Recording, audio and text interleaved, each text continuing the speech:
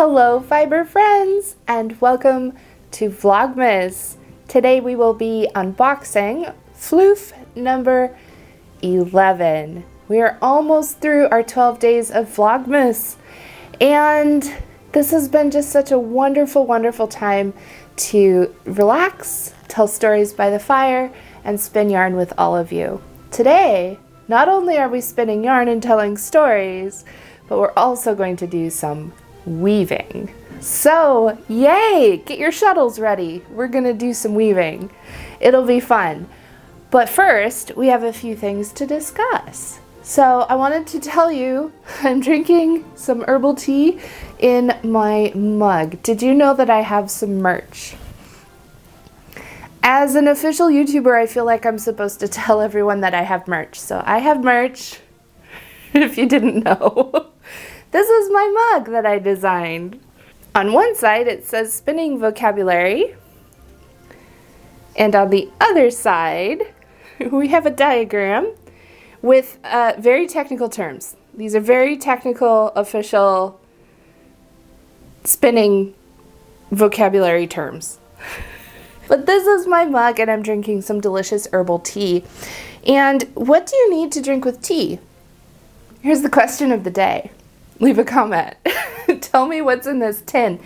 On the cover it says Danish butter cookies. So I think because of the time of year it is, we have a 50-50 chance.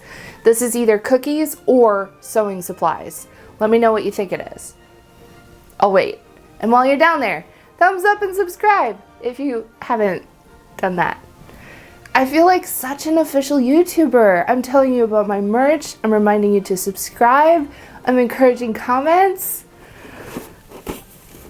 I'm like A+ YouTuber today. We're gonna move on. We're gonna open something. See, this is cookies. But my kids eat them like they're potato chips.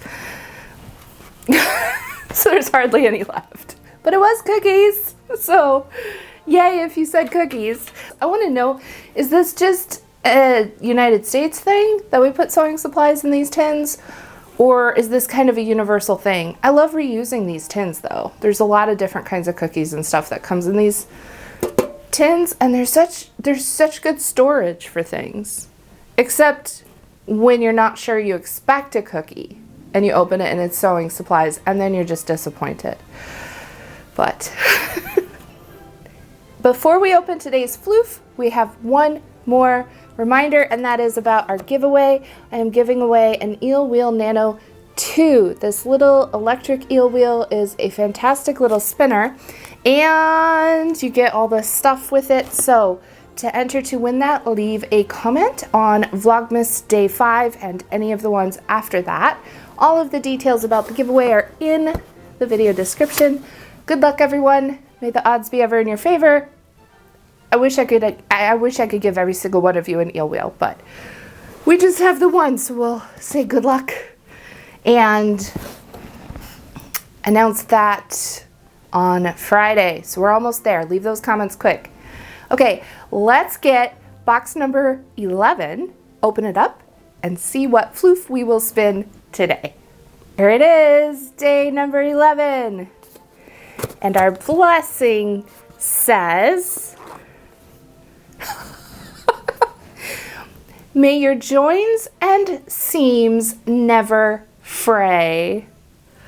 How perfect is that for our weaving episode? That's pretty perfect for today. And then we have our fiber. I believe this one is Polworth. And our goodie for today is a packet of soak. I love soak. It is gentle laundry detergent for knitted things, and it is biodegradable and made with plant-derived and renewable resources. So we love environmentally friendly laundry detergent. Yay! Everyone got a different scent. There's a whole bunch of different ones, so I hope you enjoyed the one you got. They were all random. But let's talk about this fiber now. This is really pretty. This is very pretty. It will need some floofing. It seems a little bit compacted. And thinking about how I want to spin this, I have a couple ideas. Might go wild and do something entirely different with this one. I don't know, I have a few ideas. While I'm letting my ideas simmer, let's take a look at some weaving things that I have been mentioning on and off throughout Vlogmas. Here's the first weaving thing. I had been showing on and off these different floofs that I had, and now they are all spun up. There they are. The green one came out really beautiful. So I'm thinking of weaving some kind of, maybe a scarf or table runner, or a scarf that's also a table runner. They're kind of interchangeable. And doing that on my rigid Heddle loom. So I was digging around in my stash, and I also found this white hand spun wool that I believe is a wool silk blend. And I thought that looked really good with that, all mixed up in there. So I am going to put together a weaving project with all of these and just stay inside and enjoy the snow coming down and the cold, cold temperatures and do a little fireside weaving. So, dog fur. So I'm looking forward to that. I'm trying to think of exactly how I want this to look. So we'll see what I manage to weave up, and we'll see if I get it done by Christmas. I don't know. We'll see. And the other weaving that I'm working on is tape, hand-woven tape from this book right here. I will show you how that's going in a second, but I'll have to move my camera and set up differently. I'm learning some things. I'm learning that tape is more difficult for me to weave than like regular sized, regular width things. The salvages are really challenging, more challenging than I thought they would be. And part of it has to do with the fact that I don't have specific instructions on how to use this Heddle. So I'm kind of trying to feel my way through a couple of different techniques for working on the weave and figuring out what works best, because this is definitely something that I am exploring. I'm using different inkle loom techniques that I've used in the past. I'm using some different tablet woven kind of techniques that I've used. So I'm just figuring it out. So going into this, know that this is not specifically a tutorial. This is a come along and adventure with me and let's see what works and what maybe doesn't. You'll be able to see the beginning of my band is kind of all over the place as I was settling in to figure it out. But that's okay, because we can literally see the learning journey right there before our eyes.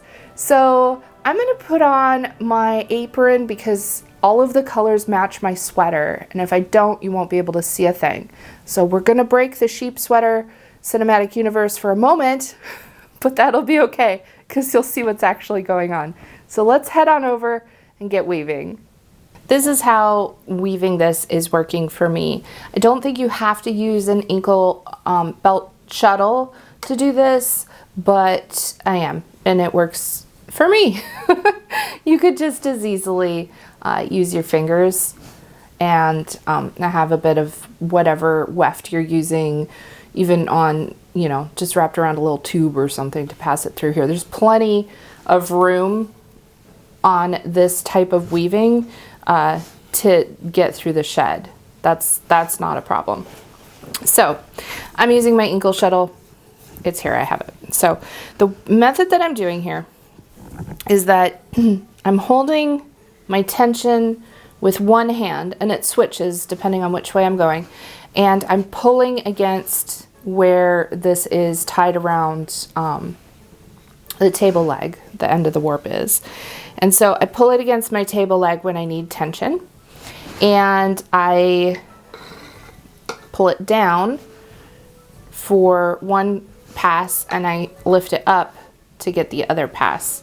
So you can see on this one, in the center, it's real easy to see in the center, I have 2 white threads, but then On this one, I have 2 white threads with the gold in the middle. So that's how you can see which side of the pattern you're gonna get, up or down. So here we go. When I'm going from right to left, I have the threads to the top of the row of holes, and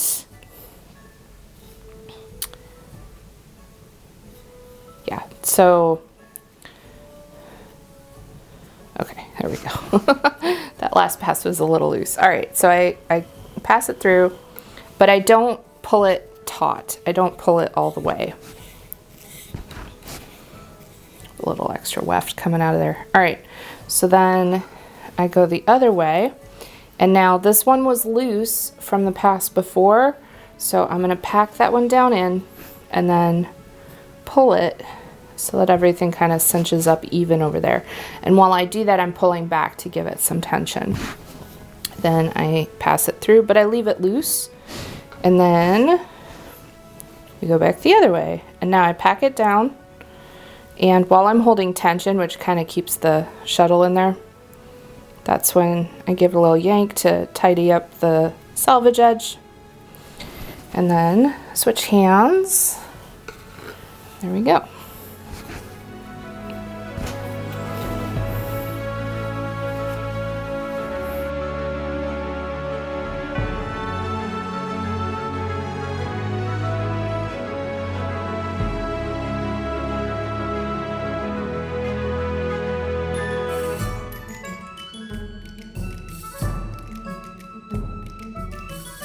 It doesn't take too long to get a pretty good length of woven tape going, so that's fun. And I think I might be able to finish this cute little holiday belt. At the beginning, I said I had an idea for spinning this pullworth. This is what I'm thinking. I've had a lot of requests to spin with this spindle. This is a Dealgan, and it's a Scottish spindle, and it's interesting. This is new to me. I haven't really spun with a spindle like this. However, I don't want to upset people. If you're using this like a drop spindle, if you're giving it twist and then you're up here drafting with 2 hands and then you're going back down to give it more twist, and you're getting yarn that you like, that you want, then do that. Keep spinning. Do what makes you happy. I am just some lady on the internet. That's all. That said, I did find this picture of a woman spinning with a spindle just like this. And I don't really think that this type of spindle was intended to be used as a fully suspended drop spindle. So I'm going to try this out like it probably was intended to be used, which is in hand or clasped spinning, which means my hand is going to be constantly flicking it as I spin to give it more and more energy. And the reason for that is this does not spin very long. I did put some stuff on it and messed around with it for a few minutes, but I didn't do a full spin. And because the weight of this, the whorl is basically built in, it's basically a part of the shaft, and it's heavy down here. And because it's so close to the center of rotation, we get a fast spin, but it's a burst and then it stops. So that's not really great for having it just kind of swinging fully suspended, because you're going to constantly need to give it more and more twist. Can you do it that way? Yes, yes, yes. Please do not go in the comments and say, but I do it this way and it works. Yes, there's more than one way to do the thing. This is just how I want to experiment with it. So that's what I'm going to try. But as we saw, the lady in the picture had a distaff. So I am going to use my Lendbreen distaff, and I am more and more of the opinion that this is not meant to be used this way, but I think this is meant to tuck under the arm and the fiber would be loaded here, which actually looks really similar to this Scottish spinner. So that's kind of interesting, isn't it? I think it's very interesting, actually. To have this fiber in a format that is spinnable with a distaff and spindle like this, we are going to need to floof it up a bit. So I'm going to run it through my Louette. It's a drum carder. It's called a roving carder because it comes out with a long strip. But I think that'll be perfect to just kind of wrap around here and then spin from the floof. So let's get to the carder and then let's get spinning.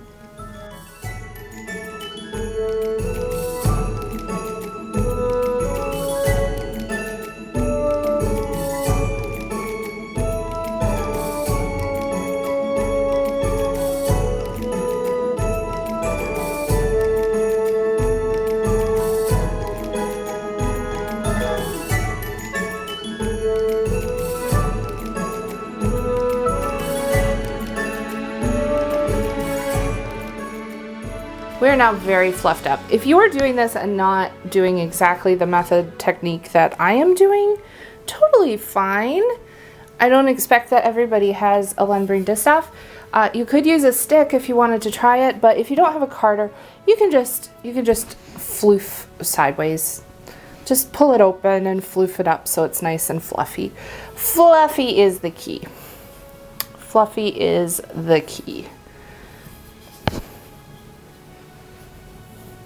It's interesting to note, this is some white that was on my carder previously.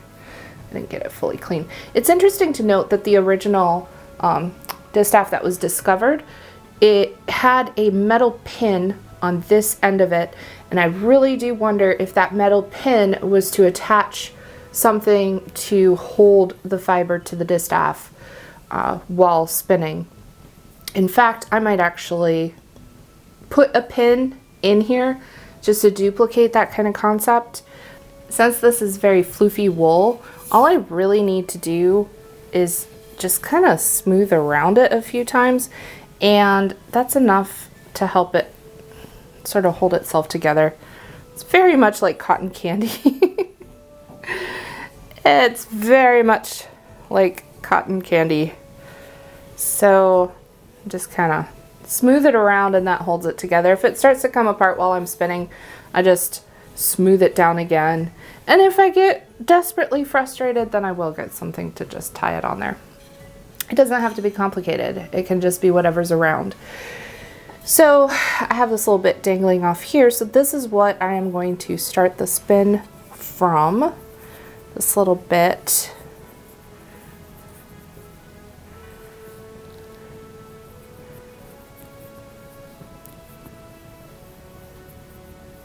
Look, it's yarn.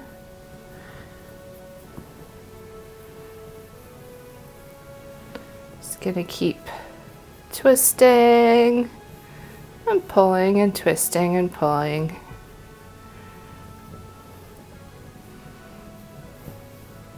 Till I have a good enough length to be my leader.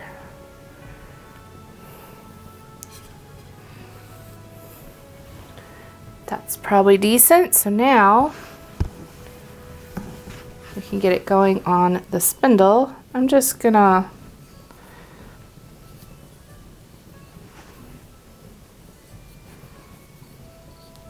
start around there. The key for this one, the thing that's tricky, is that you want your yarn to come across the bottom and then up so it doesn't slip. And you have to make sure you have a length that's long enough, because that length needs to be fairly long. And then we can come up, put a hitch on it like that. All right, so now we're ready to spin. I'm going to have my hand come down on the top of it with the leader over my index finger, like this. Oh, that works. That works really well.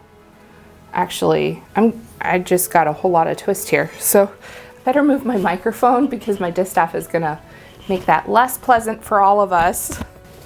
So I have the Distaff under my hand and under my arm, and now my hand is free to draft from my fiber supply. I'm gonna draft some of this out. Wow, see, just with those few little turns like that, and I'm almost ready to wind it back on.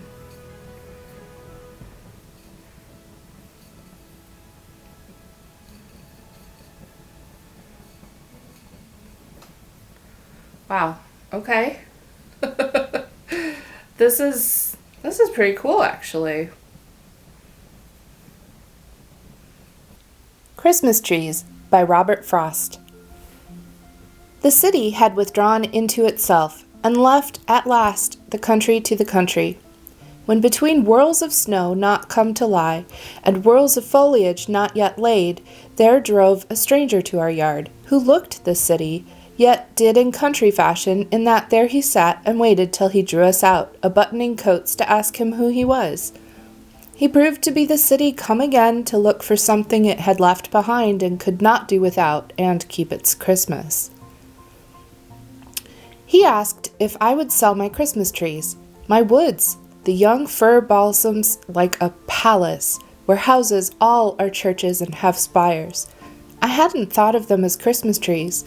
I doubt if I was tempted for a moment to sell them off their feet to go in cars and leave the slope behind the house all bare, where the sun shines now no warmer than the moon. I'd hate to have them know it if I was. Yet more I'd hate to hold my trees except as others hold theirs or refuse for them beyond the time of profitable growth, the trial by market everything must come to. I dallied so much with the thought of selling, then whether from mistake and courtesy and fear of seeming short of speech, or whether from hope of hearing good of what was mine, I said, "There aren't enough to be worthwhile. I could soon tell how many they would cut. You let me look them over." "You could look, but don't expect I'm going to let you have them." Pasture they spring in, some in clumps too close, that lop each other off boughs, but not a few quite solitary, and having equal boughs, all round and round, the latter he nodded yes to, or paused to say beneath some lovelier one, with a buyer's moderation, "That would do." I thought so too, but wasn't there to say so. We climbed the pasture on the south, crossed over, and came down on the north. He said, 1,000. 1,000 Christmas trees! At what a piece? He felt some need of softening that to me. 1,000 trees would come to $30.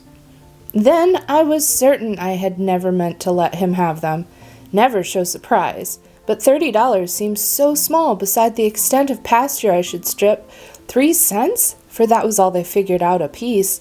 3 cents, so small beside the dollar friends I should be writing to within the hour, would pay in cities for good trees like those. Regular vestry trees, whole Sunday schools could hang enough on to pick off enough. 1,000 Christmas trees I didn't know I had, worth 3 cents more to give away than sell, as may be shown by a simple calculation. Too bad I couldn't lay one in a letter. I can't help wishing I could send you one, in wishing you herewith a Merry Christmas. By the end of that, I feel like I was finally starting to get the hang of it.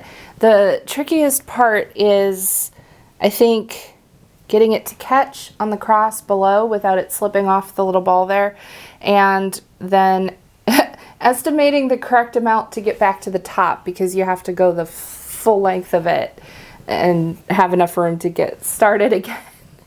But I think with a little practice, this is going to be a really fun way to spin. I really enjoyed it a lot, more than I thought I would actually. So I'm really excited to try out more of this type of Dealgan spinning. I know it has a D on it, but it's pronounced like a J, so Dealgan.